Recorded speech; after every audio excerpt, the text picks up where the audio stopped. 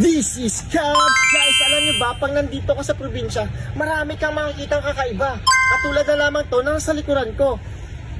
At alam nyo ba kung anong tawag dito? Ito ay makabuhay. Meron siyang scientific name na Tinospora crispa. Pero bakit nga ba makabuhay?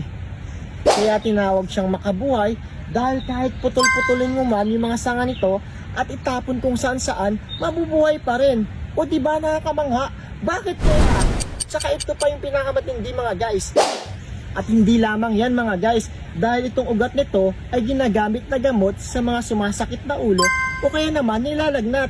At inidagta naman ito mga guys ay ginagamit pampahid sa mga sumasakit na katawan. At hindi lamang yan mga guys, dahil yung dahon naman ito ay ginagamit na gamot sa mga sugat o kaya naman nangangating balat. Pero bakit dito sa probinsya, ito daw yung ugat na to ay ginagamit para sa pantaboy sa manananggal o kaya naman aswang? Bakit kaya? Ito si Marlon Cubs na nagsasabing, mangialam ka, bida-bida ka naman eh. Yun lang, ingat, bye-bye.